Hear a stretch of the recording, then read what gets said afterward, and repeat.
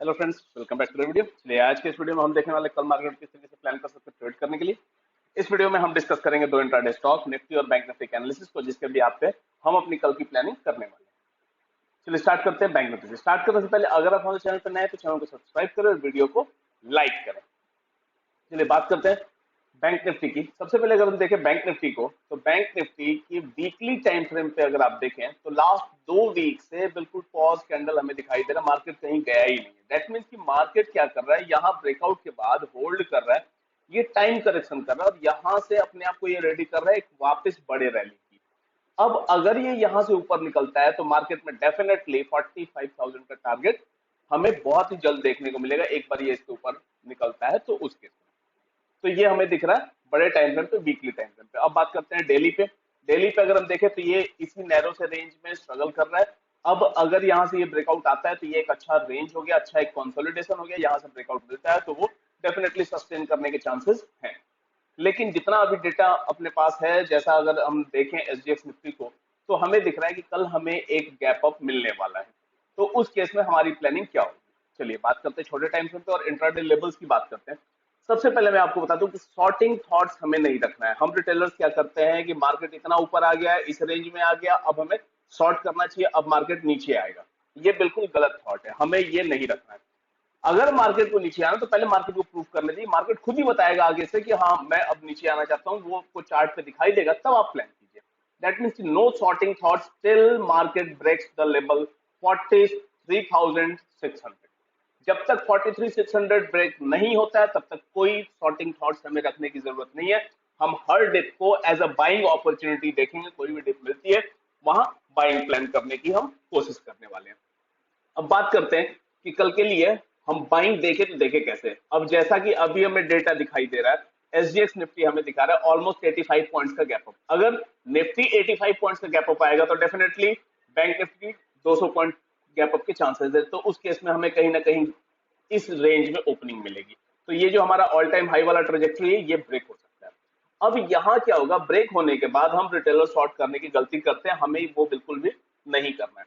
हम वेट करेंगे। अब यहाँ खुलते ही हम बाई भी नहीं कर सकते। क्यों? क्योंकि यहाँ बाई करेंगे ये हमारा स्टॉप लॉस होगा, हमारा रिस्क रिवॉर्ड फेवरेबल नहीं होगा। हम पहले वेट करेंगे, मार्केट को पहले यहाँ पे कहीं इस जोन में आने दीजिए। हमारा जो बाइंग जोन होगा वो बहुत ही नैरो सा होगा, 44,080 से लेके 44,150 के बीच में, इसी 60 से 80 पॉइंट के बीच में हमें अगर मिलता है तो हम एज अ बाइंग अपॉर्चुनिटी लेंगे। यहाँ हम ठीक इसके नीचे रेट मीन 43,980 के आसपास का हम स्टॉप लॉस देंगे और मिनिमम 1:2 का हम टारगेट प्लान करेंगे।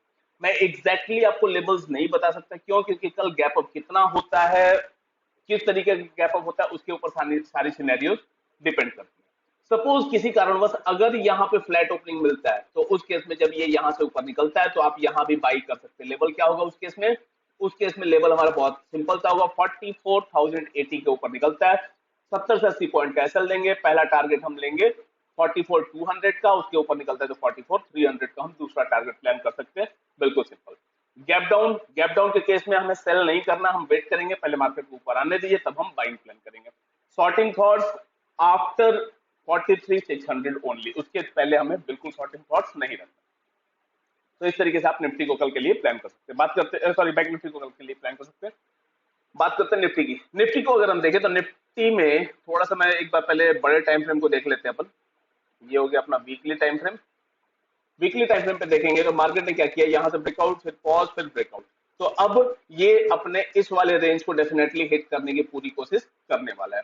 इससे नीचे आते हैं अपन और वन डे टाइम फ्रेम पे देखते हैं तो यहां से एक प्रॉपर राउंडिंग बॉटम बना के, या फिर कह सकते हैं कि यहाँ डबल बॉटम बना के और इसको ब्रेकआउट दिया तो डेफिनेटली अब निफ्टी एक और मूव के लिए रेडी हो चुका है और आपको इस वीक में बहुत ही जल्द 650 और 700 की ट्रेजेक्टरी को देखने को मिल जाएगा। अब बात करते हैं कि कल का हमारा ट्रेडिंग जो सेटअप है, जो हमारे लेवल्स है, वो क्या होने वाले हैं। निफ्टी में अब सिंस गैप अप आएगा तो हम चेंज तो कर नहीं सकते क्योंकि ऑलमोस्ट वो हमें पता ही नहीं एग्जैक्टली कहां होगा। तो हम अपने लेवल्स मार्क करके रखते हैं। हमें अगर निफ्टी मिलता है 18,500 की ट्रेजेक्टरी में तो इस केस में हम बाई करने का प्लान करेंगे। एक छोटा सा एसएल लगाएंगे यहाँ 480 के ट्रेजेक्टरी का और वहां से मिनिमम 1:2 का हम प्लान करेंगे। ये हमारा हो गया सिंपल सा। अगर गैप अप होता है और हमें रिट्रेसमेंट मिलता है तो उस केस में बाई। अगर ये फ्लैट ओपन होके और यहां से ऊपर निकलते तो वो हमारे लिए बेस्ट अपॉर्चुनिटी होगा कि जैसे ही ये 18,510 के लेवल के ऊपर निकलेगा तो 25 से 30 पॉइंट कैसे लगा के पहला टारगेट प्लान करेंगे 550 का, और उसके ऊपर निकलता है तो फिर 18,600 के ट्रेजेक्टरी का हम दूसरा टारगेट प्लान कर सकते हैं निफ्टी में कल के ट्रेडिंग सेशन में। शॉर्टिंग थॉट्स निफ्टी में भी हमें बिल्कुल नहीं रखना है। कल मैं निफ्टी में किसी भी लेवल पे शॉर्ट करने को रेडी नहीं हूँ। अगर मार्केट को नीचे आना है तो कल मैं आराम से वेट करूंगा, परसों फिर हम देखेंगे। कल के एनालिसिस वीडियो में हम डिस्कस करेंगे किस तरीके से हम परसों शॉर्टिंग देखेंगे। कल मैं बिल्कुल भी निफ्टी में शॉर्ट नहीं हूँ, मैं प्योरली निफ्टी में बुलिश हूँ। हर डिप को मैं एज अ बाइंग अपॉर्चुनिटी देखने वाला हूँ, तो आप उस तरीके से आप अपनी प्लानिंग कर सकते हैं। चलिए बात करते हैं इंट्राडे स्टॉक। पहला इंट्राडे स्टॉक जो हमने कल के लिए सिलेक्ट किया है वो है अपोलो हॉस्पिटल। अगर अपोलो हॉस्पिटल को आप देखते हैं, अगर आप अपोलो हॉस्पिटल को देखते हैं तो ये हो गया कप और ये हो गया इसका हैंडल। साथ में अगर आप देखें तो ये हो गया पोल और ये हो गया फ्लैग, जिसका इसने ब्रेकआउट दिया, इसको रीटेस्ट किया, अब वापस अप मूव के लिए रेडी है।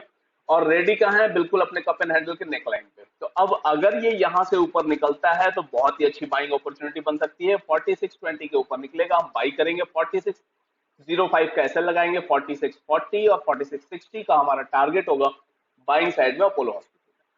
सपोज ये यहाँ पे पिछली बार की तरह रेजिस्टेंस लेके और नीचे आने लगे तो उस केस में हम क्या करेंगे? हम इस लेवल के नीचे शॉर्ट करेंगे। क्यों भाई? यहाँ अगर हम देखें तो एक क्लासिकल डबल टॉप जिसको कि एम पैटर्न कहते हैं, उसका नेकलाइन ब्रेक हो जाएगा। तो जब ये वाली नेकलाइन ब्रेक हो जाएगी उस केस में हम शॉर्ट करेंगे।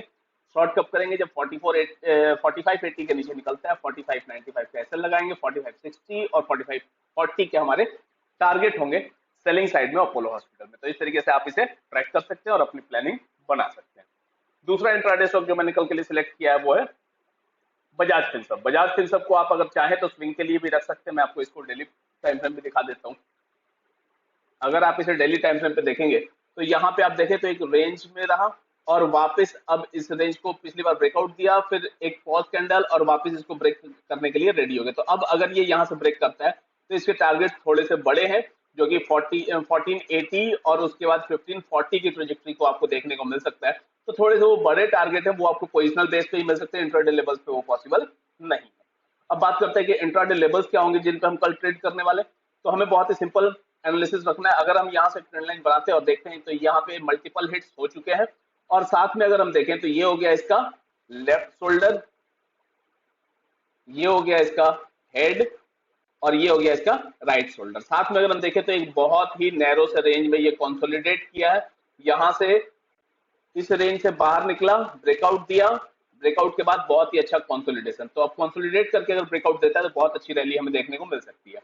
तो उस केस में हम क्या करेंगे? 1445 के ऊपर निकलता है तो उस केस में 1439 कैसे लगा के 1452 और 1458 के हम टारगेट प्लान करेंगे बाइंग साइड में।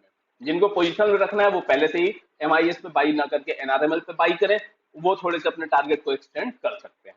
या फिर आप ऐसा भी प्लान कर सकते हैं कि आप जितनी क्वांटिटी से गए 50% क्वांटिटी अपने इंट्राडे लेवल्स के अकॉर्डिंग बुक कर लिया, 50% को पोजिशनल में कन्वर्ट कर लिया। जैसा भी आपको जो आपका रिस्क रिवॉर्ड हो उसके अकॉर्डिंग आप अपनी प्लानिंग कर सकते हैं। अब सपोज ये यहाँ पे रेजिस्टेंस फेस करके और यहाँ से अगर नीचे आने लगे तो क्या होगा? इस रेंज का ब्रेकडाउन होगा और साथ में यहाँ अगर आप देखेंगे तो एक एम पैटर्न भी आपको दिखाई देगा। तो उस केस में जब ये नेकलाइन ब्रेक होता है तो हम एक सेलिंग के लिए भी प्लानिंग कर सकते हैं। क्यों? क्योंकि ये बिल्कुल अपने रेजिस्टेंस लेवल पे, जिसके चांसेस वैसे कम है, बट स्टिल मार्केट है, एनीथिंग इज पॉसिबल। तो हमें दोनों साइड के लिए प्रिपेयर्ड रहना पड़ता है। 1436 के नीचे निकलता है, 1442 के एसएल के साथ 1431 और 1424 के हम टारगेट प्लान कर सकते हैं सेलिंग साइड में, अगर हमें बजाज फिनसर्व मिलता है हमारे लेवल्स के अकॉर्डिंग। तो उस केस में तो इस तरीके से आप अपने कल के ट्रेड की प्लानिंग कर सकते हैं। चलिए आज के इस वीडियो में इतना ही। अगर आप हमारे चैनल पर नए हैं तो चैनल को सब्सक्राइब करें, वीडियो को लाइक करें। कोई भी क्वेरी होती है कमेंट बॉक्स में ड्रॉप करें, हम उसे डेफिनेटली सॉल्व करेंगे।